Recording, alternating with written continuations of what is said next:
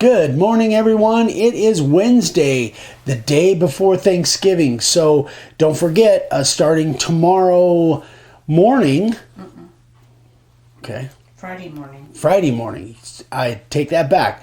Not Thanksgiving Day, but Friday, the day after Thanksgiving, 8 a.m. Mountain Time. That's when our sale starts, and it runs through 8 p.m. Mountain Time on Sunday night. So anyway. Guys have any questions? But you already know about that, I'm pretty sure. The other thing was, if you guys didn't see last Friday's live, we have new cups. Now these are, they've got our logo on them, but we're not doing these. Frank Jenkins is laser engraving these. So if you guys have any questions on these, I think they're $25 plus shipping.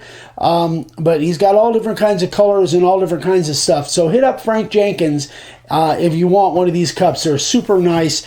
They are polar camel, so they're high, very, very high quality. I love this thing. I love everything about it. So anyway, go hit up Frank Jenkins if you're interested in some of those cups. Now, here we go. So today I want to answer, this is going to be kind of like an old coffee and questions. What? Oh, we got light coming through the window. Oh, that's right. We do, because of the sun over there. You want me to move over that way? Yeah. Okay. So I've got, this is going to be kind of a throwback, kind of a coffee and questions, although I don't drink that much coffee anymore. This is tea. So I've got 2 or 3 questions here that I want to go over that I thought might be valuable for you guys. First question was from Tessa, and Tessa was talking about the carving liner bit, and she said wanted to know if the bit that she got was defective because it had a tiny flat at the tip. And no, that isn't defective. So babe, if you can pan down here. So this is a carving liner right out of our inventory. And if you look very close at the tip, you'll see it doesn't come down to a super pinpoint the way the old SC50 did. And that's an advantage. That's a good thing. So if you see your carving liner and it's got a little bit of a flat, I mean just a little, I can't even measure it. It's so tiny. Then that's the way it's designed. And let me tell you why. From my perspective, there might be another engineering perspective of why, but from my perspective, one of the drawbacks of the SC50, the old Whiteside SC50 that we used to use, was the fact that it did come down to literally down to a needle point.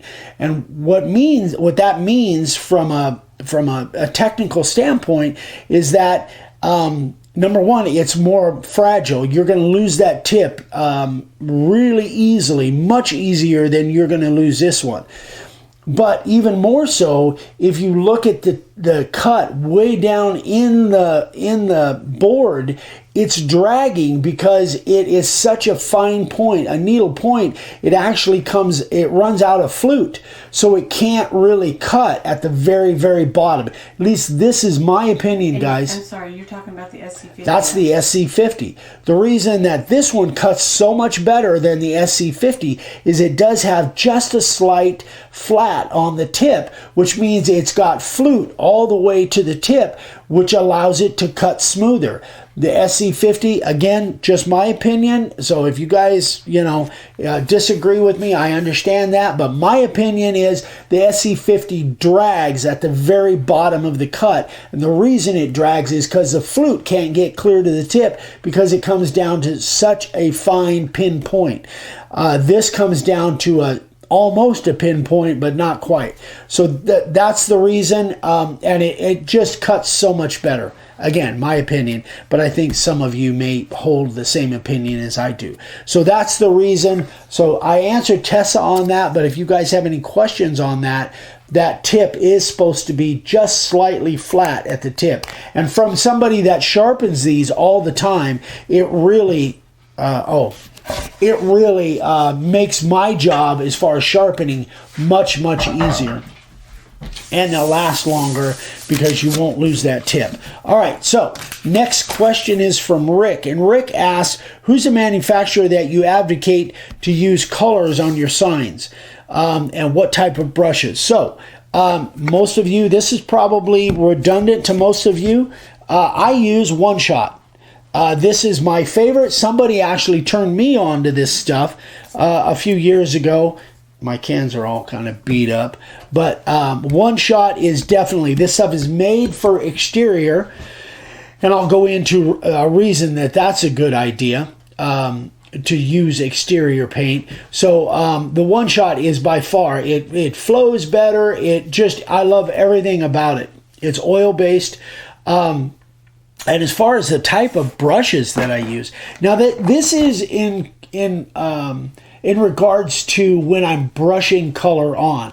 Now, if I'm using spray, then it's a whole different deal. Go back and watch Senior Moment episode 18 if you want to see some of the sprays that I use. And actually, I've actually discovered a few more different sprays. But make sure if you're using a spray color or spray paint at all, make sure it's matte finish or flat finish. If you use semi-gloss, satin, or gloss, you're going to have a bleeding issue, especially if you have a tendency to overspray, which many of us do. So these are just some of the brushes that I use. This brand is what?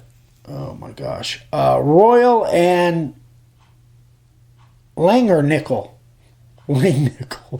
Man, I should have and then the other brand is Lowe's Cornell. So, and I just got these down at Michael's. Was it Michael's? No, it was Hobby Lobby. Yeah, Hobby Lobby, I think, is where I got these. So I've just got a little container with all different sizes. I bought a couple different packs of them, and they work great with this One Shot. They work really, really good. Sorry, I'm trying to avoid the sun. Wow, that sun is well, now it's kind of up a little bit, Yeah. so now I should be in mostly shade. You're not, but From the yeah. eyes up. You're striped. Yeah, I'm striped. That's okay. So that answers the question from Rick. Next is a question from James. And this one, he says, I'm making a sign for my mom's kitchen, and she has dark espresso wood cabinets and light colored countertops. I'd like to do white inset lettering, but also stain the sign so it's dark espresso colored to match her cabinets. I was wondering if you had any suggestions on how to accomplish this. I'm used to spraying the inset letters with black and sanding off the overspray and then applying stain or sealant. But since the letters are light and the stain is dark, I'm afraid of what might happen if the stain gets in the light colored letters. So here's something I've been talking about for several different months. So the way I would do this, I would carve the sign, get it all carved. Then I would stain it. I wouldn't spray white. I would stain it with your espresso, not worrying about whether it gets down in the inset letters. Doesn't really matter. Just stain the board. Then apply your finish. Whatever finish you're going to do, gloss, satin, whatever finish you're going to do, completely finish the board. So now you've got a finished sign. And the lettering is just wood color, or maybe it's got some stain in there, but it really doesn't matter. Then you apply the white last. And my suggestion, that's an exterior, although this is going inside, so it doesn't really matter. But the white One Shot is great. It covers really, really well. And what will allow you to do, normally if you go back and watch a lot of our videos way back when, Dad and I said never, never, never brush inset letters. But that's before I discovered that if you pre-finish your sign, then even if you slop some up on the surface, it doesn't matter. It'll wipe right off because it won't stick to that finish. So at least on the surface, it'll dry just fine. As long as your finish is dry, then apply your white down in the inset, whatever it is, even if it's outset letters. And I've done videos on this. In fact, I'll put across the screen a video that you can go watch where I did a little demo on it. But this is something that kind of completely changed my mind on white inset letters, or white as far as putting it on sign. It's so much better than trying to paint inset letters and worrying about getting it on the surface, and spraying white does not work very well, at least in my opinion, on bare wood. So carve your sign, do your stain, completely put your finish on, 2 or 3, 4 coats, whatever finish you're going to put on, then go back and paint your white. I suggest the one shot, and then you just want to have some Q-tips or a paper towel or tissues with some paint thinner there so you can wipe it right off. It works great, and the white looks brilliant white. That will be it was a game changer for me, definitely. So I don't have any problem with white inset letters anymore at all, or literally painting any inset letters with this color, because again, it makes it so easy to just be able to wipe it right off the surface, any overspray, or not overspray, but over paint brush on the surface. And then last question, Jeff asked, do you have a particular timber, I think he's from the UK, that you use for inside and outside? I've found that the UK guys use the word timber rather than lumber or wood, but I'm assuming he's from the UK or somewhere over there.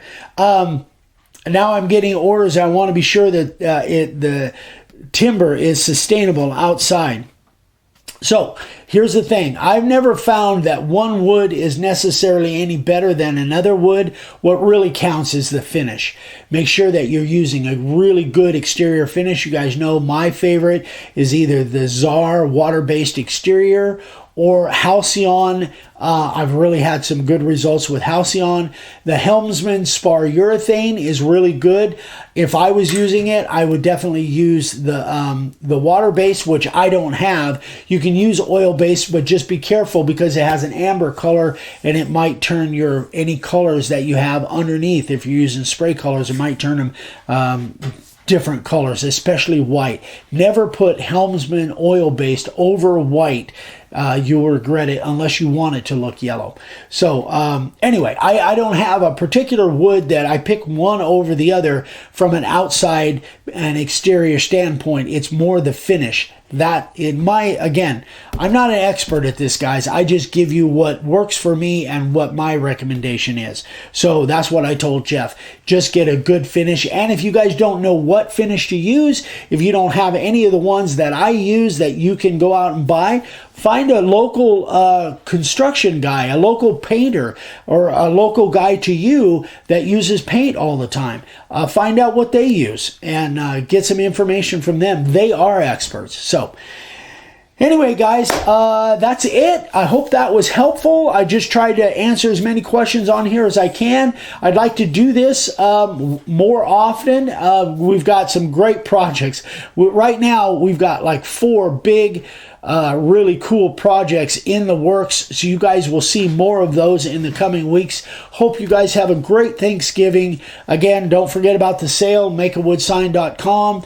And again, I'll go over it. 50% off of all layout template sets, 50% off of all letter and number layout sets, and we're adding this year 50% off of all the stencils, like the signs, the family signs, the different ones. We've never done that before, but 50% off of all of those as well. Am I forgetting something? I think that's it. All right, guys, thanks again. We love you. We'll see you on the next one. Bye-bye.